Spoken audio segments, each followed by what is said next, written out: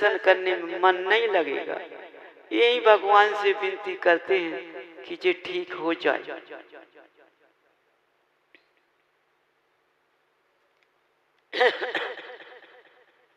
इतने में क्या है, मुनिराज जी आते हैं।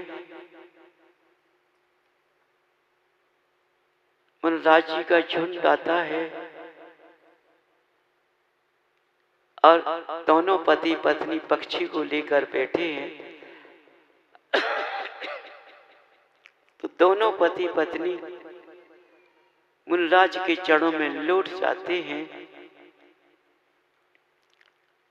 कि हे महाराज गुरुदेव, इस पक्षी को ठीक कर दो, ये तड़प रहा है, कल से इसको देखा है, ठीक नहीं हुआ और आज भी ठीक नहीं हुआ।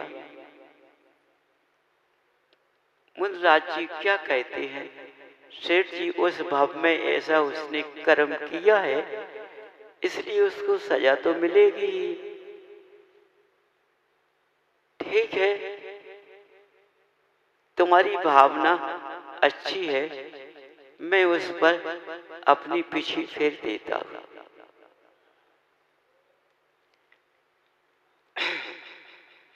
जब मुनिराज जी ने उस पर पीछे फेरी तो भाई मोटो हो गया।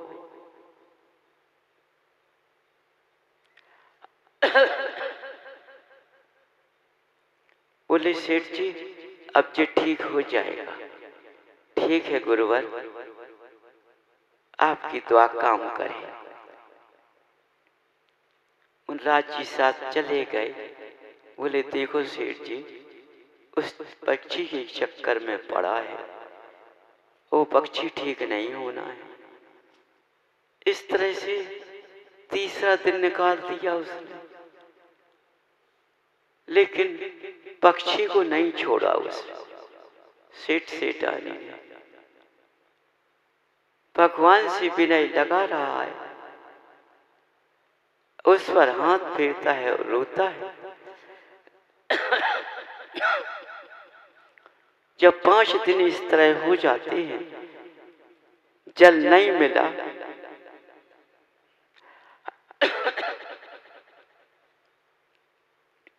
तो इतने में एक दर्शनार्थी आता है और उनके पास खड़ा हो जाता है। बोलता है क्यों भाई, कितने दिन हो गए? बोले 5 दिन हो गए, लेकिन ये पक्षी ठीक नहीं हुआ। मैं भगवान से विनती कर रहा। तो बोले तुमने जल भी नहीं लिया। बोले जल तो हम जब लेंगे जब भगवान का दर्शन करेंगे। तो बोले देखो प्यास तो लगा ही हुए, तो तुम पानी पी लो, हम ले आए।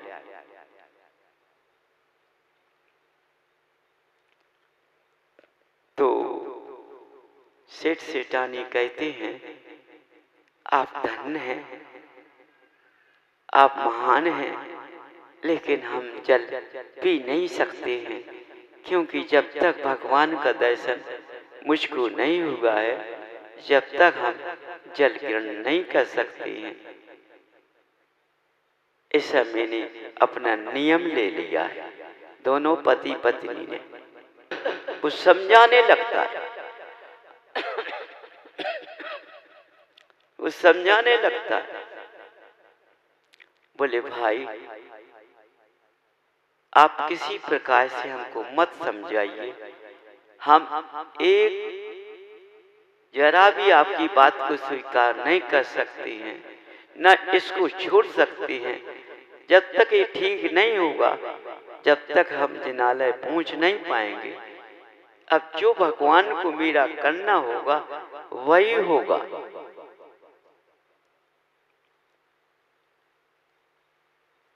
चला गया।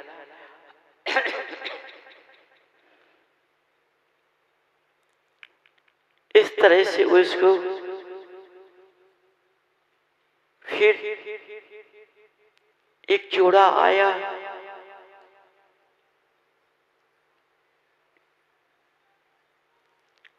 और बोला सुनो आपको कितने दिन हो गए हैं? बोले आज हमको 15वां दिन हो रहा है। तो आपने पानी तो पिया नहीं। बोले पानी तो बहुत दूर है, लेकिन ये ठीक नहीं हुआ। पानी कहाँ लगता है? जब तक एक तड़पता प्राण छोड़ देगा तो अमृत वंदना किस काम की? बोले एक काम करो, अब तुम भगवान के पास चले जाओ, हम इस दोनों व्यक्ति हम इसको रखाएंगे और हम भगवान से विनती करें। बोले नहीं, ये मेरा काम नहीं है। आपको बैठना है तो आप बैठ जाइए, मैं ये नहीं कहता हूँ, लेकिन नहीं, मैं छोड़कर नहीं जाऊंगा।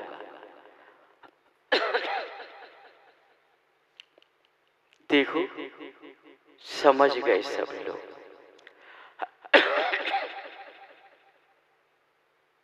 जब 16वां दिन तैयार हुआ तो एक पक्षी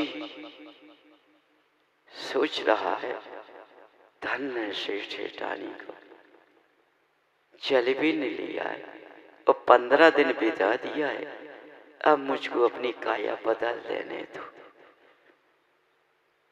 वो देव था।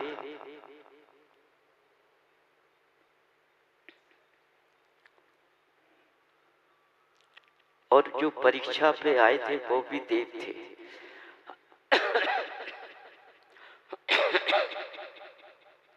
जब उस पक्षी ने अपनी काया को बदला और मुकुट बंद खड़ा हो जाता है और जोड़ी से आई थी वो उसी रूप में वो बदल जाती है और सेठ जी को और सेठानी को आशीर्वाद देती है।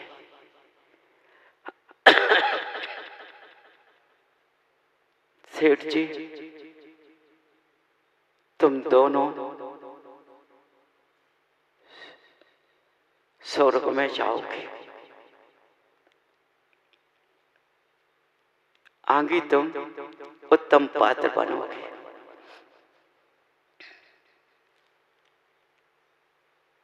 तुम ने कितनी कष्ट को हमारे सामने अपने आंखों को आंसू बहाए। सच्चा धर्म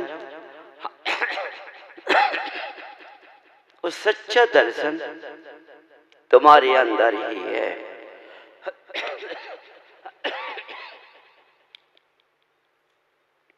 देखो राहगीर भी चले गए और बैरागी भी चले गए, किसी ने समझ नहीं पाया। जब मेरी पर पीछे रखी तो मैं मोटा हो गया, लेकिन उनने पकड़ नहीं पाया। क्या कहते वो ठीक होने वाला नहीं। ठीक है, चलो मैं तुम्हें जिनालय में मिलूंगा।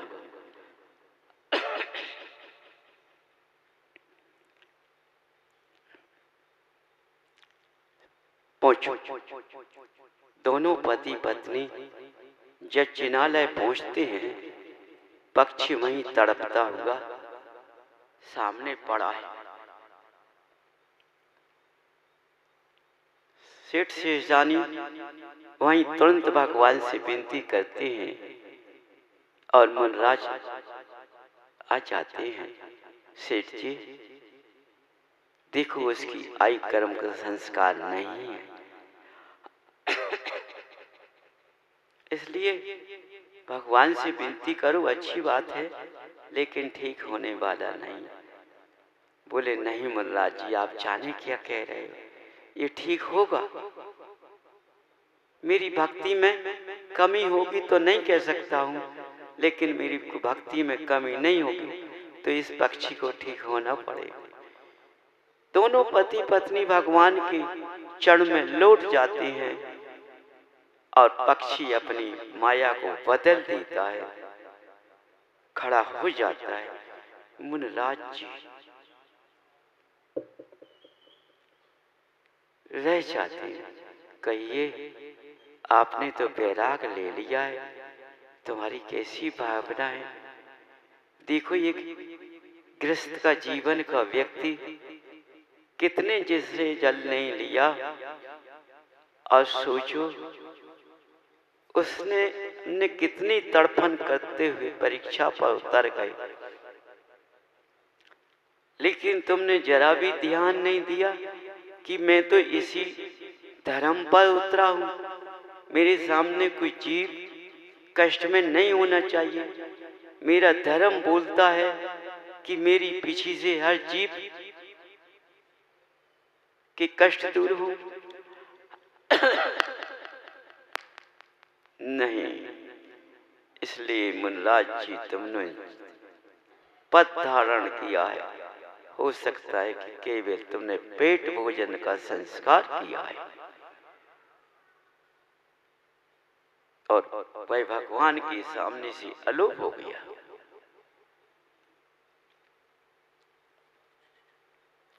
सेठ जी अपनी वंदना करते हुए भगवान से विनय करते हैं।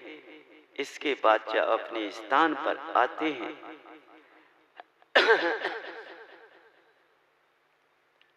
तो देखो उस देव ने आकर के फिर क्या किया।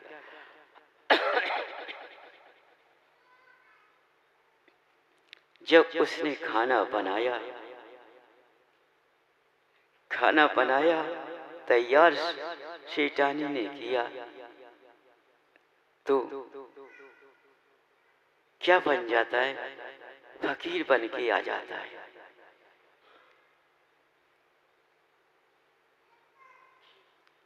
कहता है, माता राम, मैंने बहुत दिन से खाना नहीं खाया, अभी मुझको भूख लगी हुई है।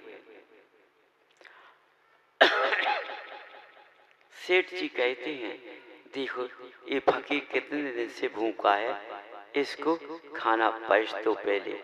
जी जब खाना खा लेगा इसके बाद हम तुम खाना खाएंगे। तो जब उसको खाना दिया तो उसने सारा खाना खा लिया।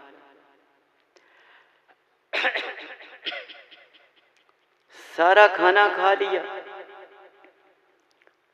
अब सेठानी से बोला, सेठानी जल्दी तैयार करो खाना, वो व्यक्ति अभी भूखा है, क्योंकि यदि अधूरा जाएगा तो पाप लगेगा। अपनी छेद वंदना में वो लग जाएगा।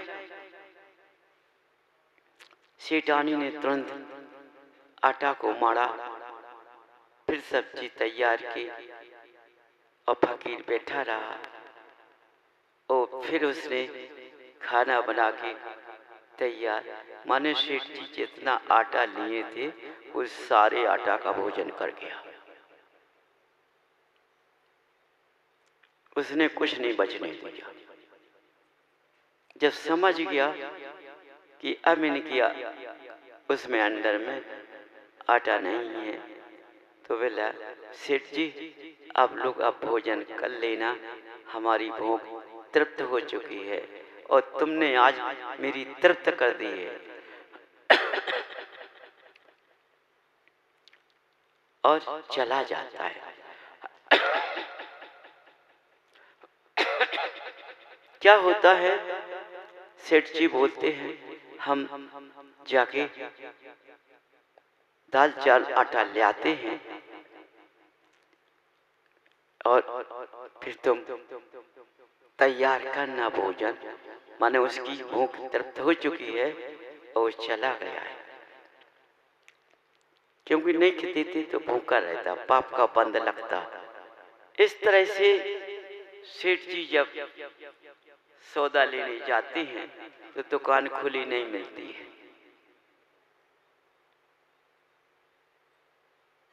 वापस लौट आते हैं और बैठ जाते हैं। बोले, क्यों, क्या हुआ? बोले, कोई रसायन की दुकान कोई खुली नहीं मिली, कहीं नहीं मिला, न कोई फल फलाई मिला, कोई सब्जी नहीं मिली। सेठानी कहती है चलो धीरज धर लीजिए, अपन भगवान की भक्ति कर लो, जब तक नहीं न रहने दो, क्योंकि अपन देखो अपन ने जन्म लिया है धर्म करने के लिए, और इस धर्म में अपना जीवन चला जाए तो इससे अच्छा क्या नहीं हो सकता है। उसकी आत्मा तो तीर्थ हो चुकी है। देव सुन रहा है,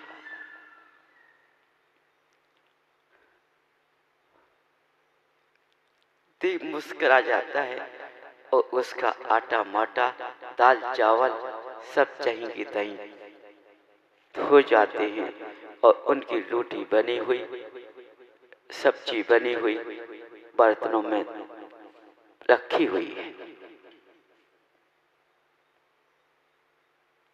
फिर कहते हैं सेठानी अब जी हम बर्तन धो डालें, क्यों रखे नंदन? बोले हाँ धो लो, अब देखो कल खुलेगा बाजार तो ले आएंगे। जब सेठानी बर्तन उठाती हैं और ऊपर से उसका ढक्कन फेंक उठाती हैं तो उसमें बढ़िया सब्जी बनी हुई रखी,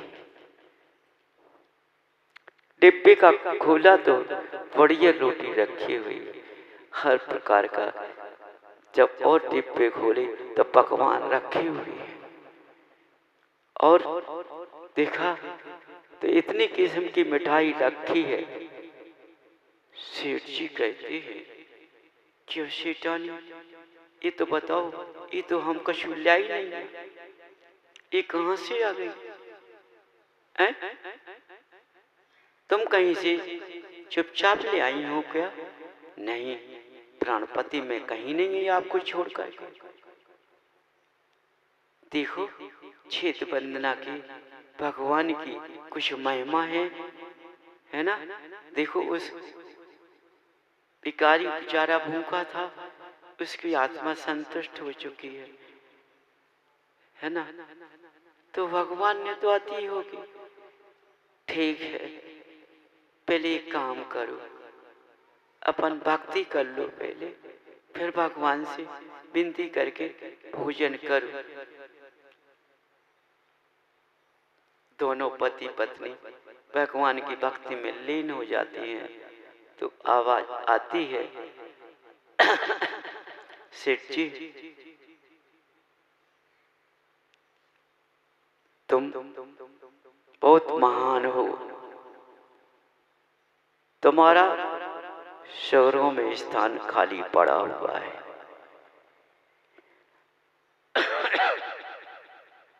कुछ समय के बाद तुम्हें यहाँ से जाना पड़ेगा।